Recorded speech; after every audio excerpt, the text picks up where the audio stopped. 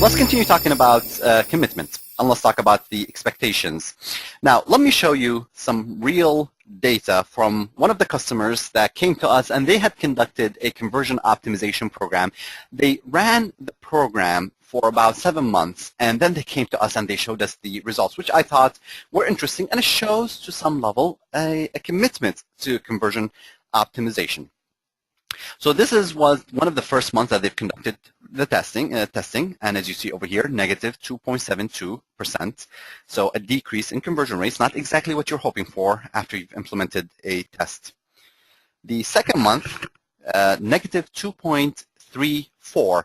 Again, they saw a negative, a drop in their conversion rate, so they're having to go back to the original.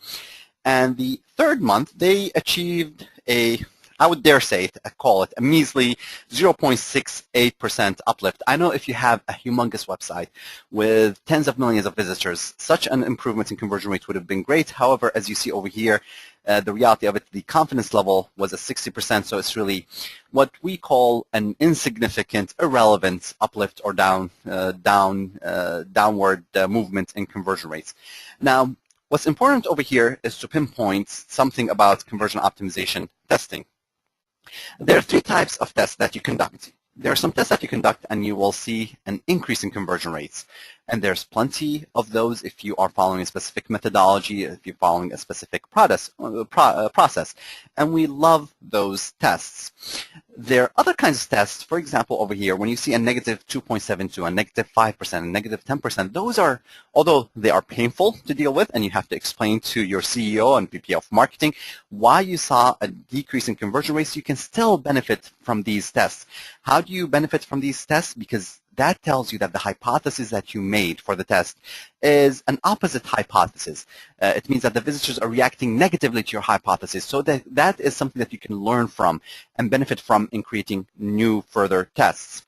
The problematic test is something similar to this, what we saw, 0.68. For us, anywhere between a 1% uplift or a negative 1% downward movement, that tells us that we made what we call an irrelevant hypothesis. Really no impact on conversion rates. Visitors did not react to anything that you did. And those are the tests that we worry about. So you will have a few of those as you are conducting a successful conversion optimization program, but you don't want to have them again and again appearing. Now, let's look at the kind of long-term 16 months results for this one particular customer.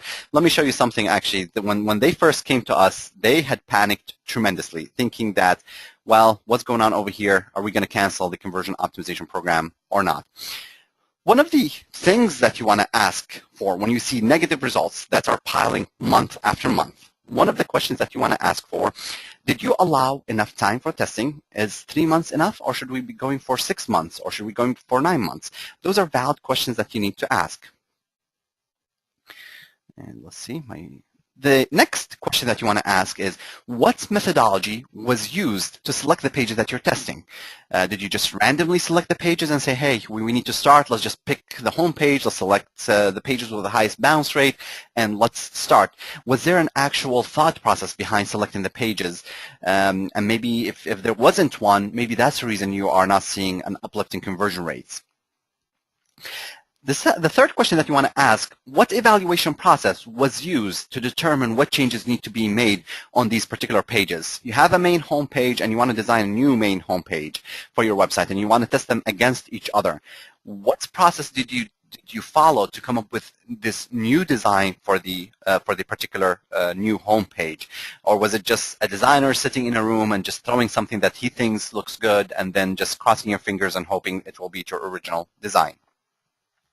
The final question that you want to ask when you are seeing such negative results consistently is, was the testing process conducted correctly? And this deserves a webinar on its own.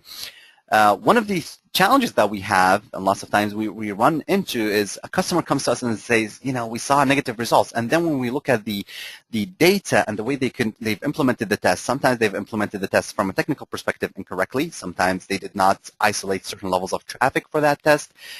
Sometimes the analysis or the market situation for that particular test were not favorable For example, we've had one customer who at some point saw a negative a decrease in their conversion rates. And when we looked at the site, there was nothing visible that would tell us why the conversion rates went down. However, when we looked at one of their competitors, that competitor was running a 40 to 50% sale for about a week. And that explained why the testing data was polluted at that point in time. Now, let's take the same customer and that we showed you over here with the negative 2.72, the 2.34, the third month was 0.68, and I'm showing you over here 16 months of data when they actually looked at 16 months program of testing and look at the results.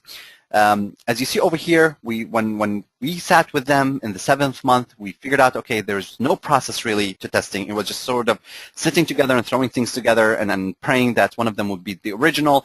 That does not work. When you have a process and methodology, you can actually start producing results. As you see, there was a major transformation. So on the 7th month, they went from the 0.21 and irrelevant test results to the 7th month looking at 8% uplift in conversion rate. The 8th month was 12% uplift in conversion rates. And what you see also, and what's important to set expectations, and it's very critical to think about this, not every month you'll have a double-digit increase in conversion rates. And that would set wrong expectations. That will make you unhappy in the long run. Because if you look at over here at the 9th month, for example, the test results produce a 27% uplift in conversion rates. The 10th month produced a 2.36% uplift in conversion rates. So you'll have kind of an uplift consistently. However, it's not going to be the same level every month. The average for the customer over a 16 months period was an 8.39%. The average, if you just remove the first 7 months, the first 6 months, sorry, you'll see a 14% monthly average. What I like to see is to look at this trend line, and this is where this is very critical. Look at the trend line, plot your monthly uplifts in conversion rates, and as long as you see that trend line going up, you are doing well and you are on your way to conducting a successful conversion rate optimization program. And one of the areas that we focus on is the first, in this particular case, the first 6 months where the customer was just kind of jumping all over the place, trying random things without an actual process or methodology. Here's another sample, and what I wanted to point out in this particular customer, this is more realistic.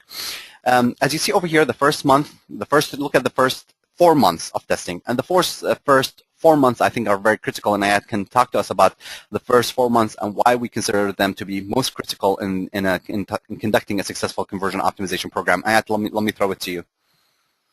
Yeah, definitely. In terms of those first few months, it's still a matter of trying to really understand the customers, understand their behavior on the site, and kind of building different customer profiles based on the information that we collect, whether it's from analytics, whether it's through the different tests that you're conducting.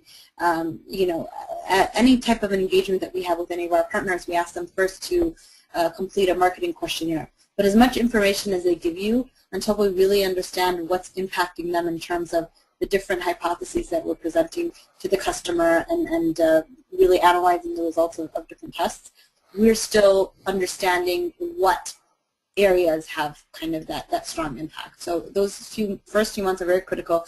Not to say that we don't have, we haven't given our partners any type of an uplift in those first few months. Definitely, we do see consistent results, and we do see that we are able to give them those uplifts. But at the same time, we are still developing our understanding of the customer base.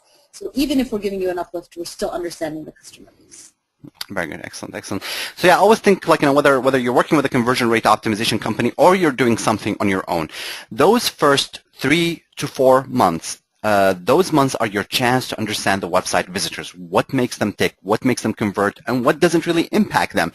It's your chance to experiment with different hypotheses, understand the type of market, the type of visitor that comes to your website. And I think the minute you start understanding that, that would help you tremendously in the long run, over a 16 months period, a 24 months period, 36 months period, to have consistent increases in conversion rates. If you're just starting and I'll add to that, Khaled, if I can just interject a little bit. Sure. A lot of times, when we engage different partners, what they say is, well, based on what we think works best, and you were saying this before, where sometimes customers will conduct tests based on what they just think that would work. It's not a lot of times about what you think, it's about your customers in the end, because sometimes what you think about the site isn't what your customers believe and what is going to have an impact on them. And we've seen this so many times where the version that actually wins is what the customer did not like and did not want to win, because they really did not expect that to be kind of just the design that they would go with. But customers reacted positively to this specific hypothesis, to this specific test. Yeah, perhaps one of the funniest areas, and this almost happens with us, with lots of the partners that we work with, lots of the customers that we work with. You come up with a new design, you run it through a testing software, and you have a winning variation, and the CEO or the VP of marketing just absolutely hates that winning design. And although the winning design sometimes generate 5-6%, I think in one of the cases, we had a winning design for the category pages that generated a 30% uplift in sales. And the CEO of that company said, you know what, I know it gave me so many sales, but I just hate it, absolutely hate it. And he went with the original design. Ultimately, they are the stakeholders. They have the final say. But when you go with a design that generates 30% less revenue, you're impacting your bottom line, for your own satisfaction. And as long as you're aware of that, that's fine. I see lots of questions are coming through. We're going to try and answer those. Hopefully towards the end of this webinar. Let's continue over here. Okay, and here is the trend line for this one particular customer. And as you see over here, and the first 3 to 4 months, and that's what I had talked about, is what we call the research month. They are your chance to understand your website visitor. And again, you see what you see is the trend line going up, and that's the positive trend line that we always want to look at in any conversion rate optimization program.